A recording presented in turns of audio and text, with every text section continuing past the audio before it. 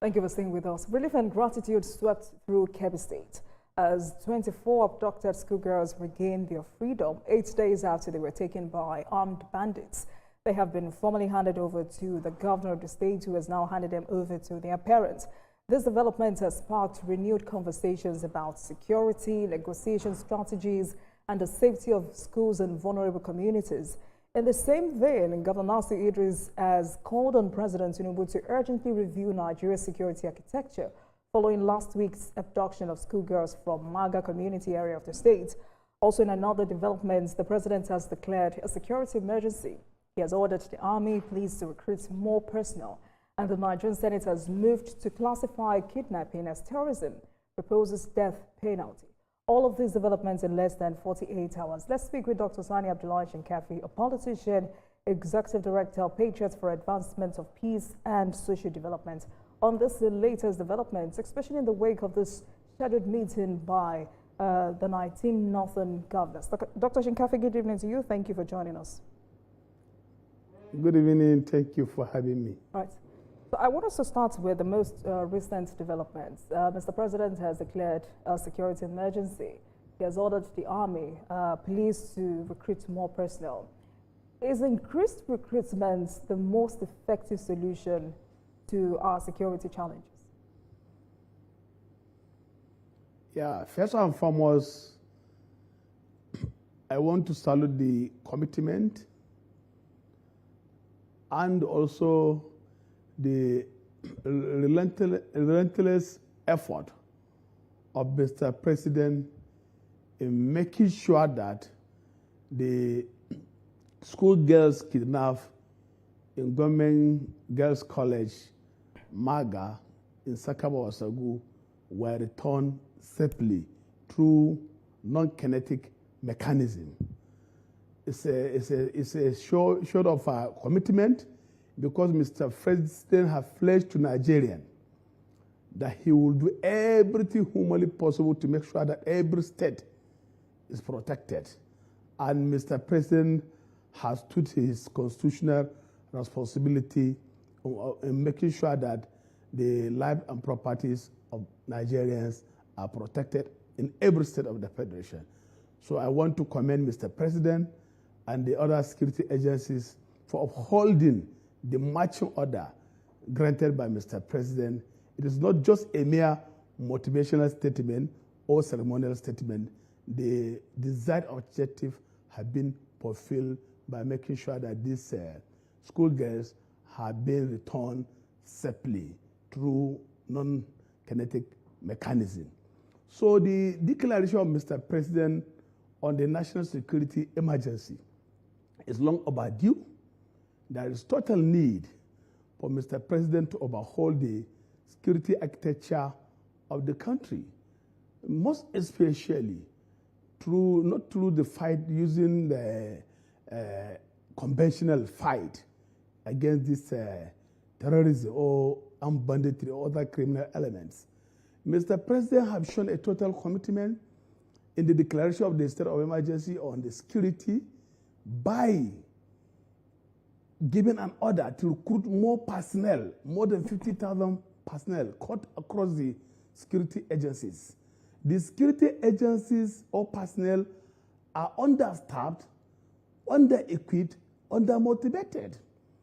So if you look at the total numbers of the armed forces, both the military, both the armed army, Navy, and Air Force are not up to 1 million. When you look at the size of the police, with the many ungoverned spaces, which you are taking over by non-state actors, the police are not more than 1 million. So there is, looking at the size of the population, about more than 300 to 350 million population size in Nigeria. There is need to even recruit more than 50,000 security personnel. So Mr. President have done it in the right direction and also at the right time. You said there's a need to recruit more, Dr. Shinkafi. And the Nigeria must be secured. Right. You just said there's a need to recruit more personnel, but how prepared is Nigeria's security training infrastructure to handle this large influx of new recruits? And how then should the government measure whether this emergency declaration and recruitment push are effective.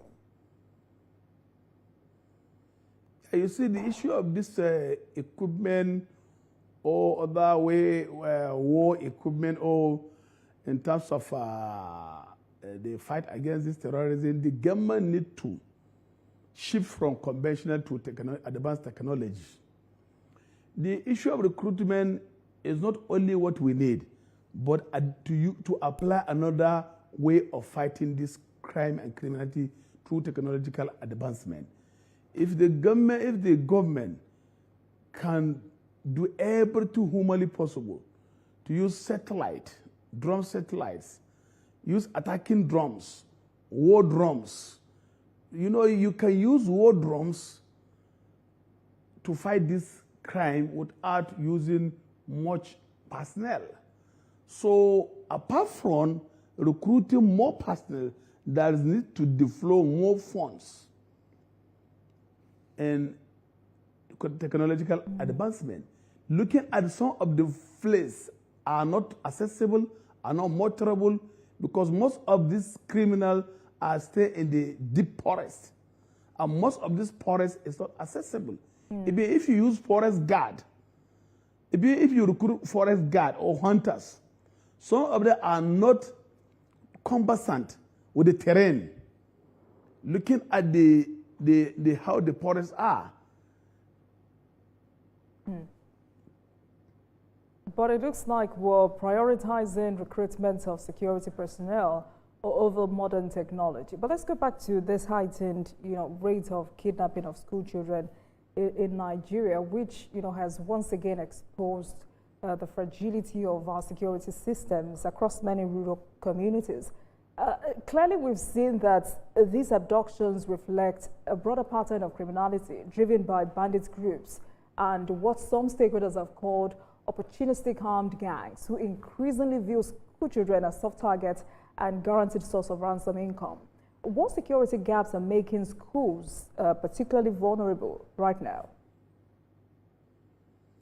Yeah, you see, most of the schools, especially in the Northwest, are not fenced, and they have not recruited these vigilante groups, and because of the size of the population and also looking at the size of the land in the Northwest, and looking at also the size of the security personnel, as I have said earlier, they are understaffed and under-equipped and under-trained, and also under-motivated. So you just talked about vigilantes, Dr. Shinkafi.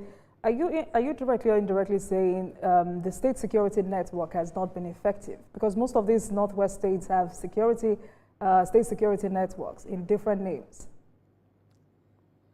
Yeah, you see, apart from what the security personnel managed, which are under the office of these service chiefs, are not enough to cover the ongoing spaces, which were taken over by. I'm talking about state security networks, Dr. Shinkafi. I'm talking about state security networks. The state security network, most of these states have their own state security network. Yes. Like in Zamfara State, they have community protection guard. In Katsina, they have Katsina watchdog or security watch. And even in Sokoto, they have this vigilante group. Most of these vigilante groups are not well trained. And also looking at the financial position of the state governments, they cannot meet off the payment of their logistic needs and also their operational needs.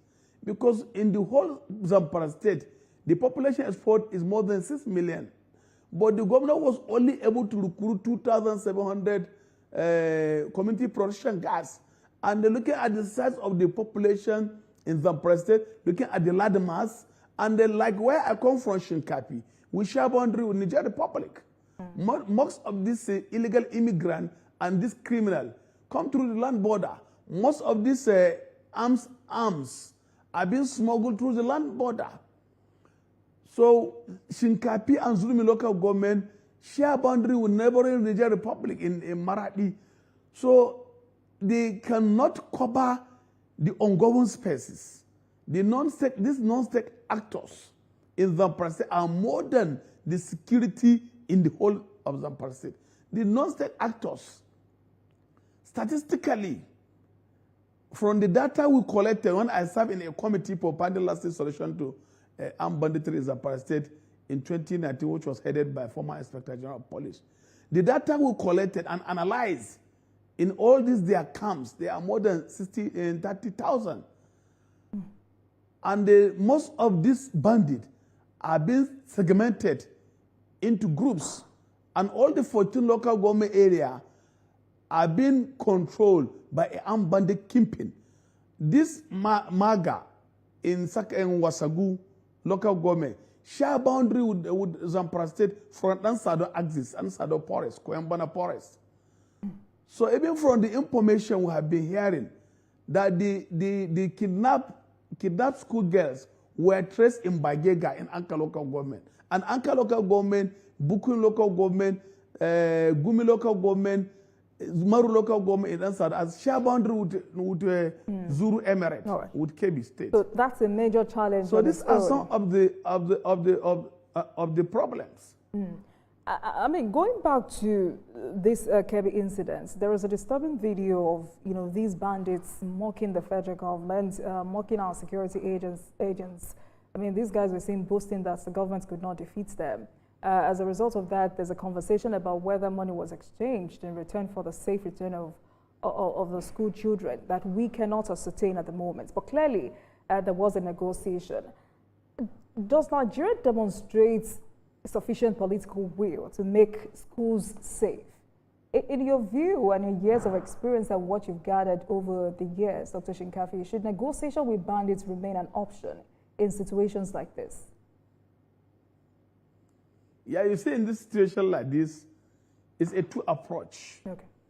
You go into kinetic approach and non-kinetic approach. When you go into kinetic approach, it's a using of total military force against these criminals, elements, both insurgents, armed bandit, and any other form of criminality. Then when you say you are going into non-kinetic approach, it involves consultation, negotiation, reaching out, and psychological operations. Using propaganda itself is part of the non-kinetic approach. So when you talk of non-kinetic approach, you cannot shy away from going into negotiation, consultation, lobbying. But there's nothing to go to use exchange of money. And when you are going into this negotiation, consultation, lobbying, this bandit will come out with the numerous demands. Issue of swap deal. They will ask you, yes, most of our foot soldiers or some of their boys were arrested, taken to prison, or they are taken into custody, or they are taken by army or DSS. When you release our foot soldiers, then we are going to also release the captives. So that's also another way to negotiate with them. So the issue of money cannot be discussed, because when you are talking of money, it means that you are trying to also sustain the kidnapping as a criminal enterprise. But when you take away the issue of money, you go into lobbying, negotiation, consultation, because when you are going, when we sat in such committee, there are some of the recommendations we gave to the state government when the present minister except for defense was the governor of Zamfara State. We gave an option of this non-kinetic approach, and we map out disarmament, de-radicalization, rehabilitation, and reintegration of this criminal into the society. So these are some of the ways you have to handle it. And now that nothing. And Mr. President have demonstrated total commitment, giving a marching order to security agencies and making sure that these school girls were returned safely. For questions have been raised about the level of commitments that have been shown by northern governors. They're coming up with a meeting, and many are asking, To what end? Because, I mean, they have always gathered, and from my own perspective, they've always gathered, what they've always done is gather, especially Northwest governors and their Northeast counterparts. And interestingly also, every 6 months there is a security summit. And in my little corner, you know, I've always wondered what they discuss in those summits because we never see the results. Instead, insecurity has worsened in the region. 19 Northern governors have called for an emergency summit. What should they be discussing? Yeah, the issue of that emergency security summit, I think it has nothing to write about it. Because many meetings have been taking place, it has not changed the narratives. Most of the problem Nigeria is facing is the governors. And most of the problems are northern governors. Let me very elaborate, or let me tell you why. These governors have been receiving monthly statutory allocation from federation account. There's decayed infrastructures in these northern states. There is also high rising of poverty. Most of these governors fail to develop their states. So what the governors supposed to do? They should go back home and look for homegrown solution.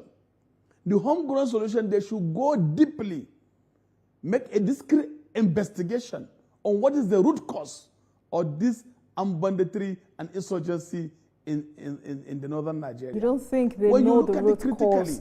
When you look at it critically, you look at the poverty play a vital role on this insecurity, education, illiteracy, corruption, bad governance, weak judicial system, weak infrastructure, and this drug abuse, activities of informant, unscrupulous traditional rulers and security agencies, porous border, smuggling of smaller and lighter arms into the Nigerian border, and looking at also the size of the landmass in the northern Nigeria. Most of these northern states share boundary with either Niger Republic or Chad or Cameroon or Benin Republic. If you can give me time, I will tell you, like Borno State share boundary with Cameroon, with Chad, with Niger Republic. Yobe State share boundary with Niger Republic. Zamfara share boundary with Niger Republic. Katsina share boundary with Niger Republic. Sokoto, Kebbi. And looking at the Kwara also, start share boundary with Benin Republic. When you go to Taraba, share boundary with Cameroon. When you go to Adama State, share boundary with Cameroon. Taraba, Cameroon. Benue, Cameroon. So these are some of the challenges we have at hand. And I'm happy that you agree with me, Dr. Shinkafi. I'm very happy to hear that you agree with me because, you know, since our return to democracy in 1999, most of our defense ministers have been Northerners. Yet it looks like there is no accountability to why insecurity has ravaged the entire region. We've had the likes of Rabi Musa Kwankwaso, Mahmoud Yayali Abed, Shetima Mustafa. I mean, I can go on with these names. And now we have ministers Muhammad Badaru and Bello Matawali. Northern Nigeria also has practically been in charge of, you know, the leadership of this country, just for a lack of better word. Yet it is still the region with the highest poverty, lowest illiteracy, worst insecurity, weakest economy, and the largest population out of school children in the world. Second, there are problems in the north that are directly or not directly related to politics. There are cultural practices that hinder girls' education, early marriage, and poor healthcare systems, some of which you've highlighted tonight. You know, all of this play a major role, and these are issues that reform or that require deep social reform and not just a change in leadership. Is it high time Northern leaders took accountability for their own failures? Please speak to that before we go tonight. Yeah, you see, Mr. President have done everything humanly possible to make sure that funds with the withdrawal of the police subsidy, these states are funded through the federation account at the center. But yet, some of these funds are being diverted, siphoned for personal enrichment. So the ministers, since the return of democracy in 1999, we have witnessed most of the ministers are from the north. But most of them doesn't have the military or any security backgrounds. And some of them are not even highly educated to handle the office, that they are incompetent, they don't have the capacity and the capability to handle the office. So that are some of the challenges. For Mr. President to appoint somebody who is going to be a minister of defense, supposed to have a military background or any security background, must have a vast experience. Somebody who is highly talented, intellectual, highly educated. So these are some of the, I'm not trying to throw a stone to anyone, but I'm saying the truth. The Mr. President, who is the Commander-in-Chief of Armed Forces of the peripheral of Nigeria, should do a competency check, do a due diligence in any appointment, any strategic position, any sensitive position to deal with the issue of national economy, national security. It is very paramount. So Mr. President should take this into consideration. It's not just a mere political settlement. Somebody who has suffered in an election or who has helped Mr. President's election campaign to settle with so sensitive positions. So these are some of the challenges. Right. And Mr. President is the Commander-in-Chief of Armed Forces of the peripheral of Nigeria. So appointing a minister from northern extraction, that does not give a minister a fiat to deploy security even in his house. So Mr. President, going by the Armed Forces Act, he's the one who is mandated with responsibility of deploying these troops. He's also the one who has been mandated with responsibility of appointing service chiefs. All right. So this thank you very much, Dr. Shinkafi. Mr. President should go into forensic accounting, forensic auditing of these ministries of defense. You know, I would have loved for us to talk about the moves within the Nigerian security agencies who provide these terrorists and criminals with information about security agencies, their tactics, strategies, and plans. But sadly, we're out of time. But I'm sure we'll continue this conversation some other time. Thank you so much for speaking with us tonight. Dr. Shinkafi is a politician, Executive Director, Patriot for Advancement of Peace and Social Development. Thank you so much for your time. And thank you for always. Thank you very much for watching, everyone. That marks the end of today's episode of Politics Tonight. But before we go, let's tell you that the views and reactions of our resource persons are theirs and have no connection with TVC News. Meanwhile, you can watch the repeat broadcast of this episode at 12:30 a.m. Get in touch with us on our social media handles, Facebook, Instagram, and X at TVC News NG and at Olajumokedobu using the hashtag Politics Tonight. You're also on YouTube at youtube.com/TVC News NG. I am Olajumoke Olatunji. Good night, everyone. I'll see you again tomorrow.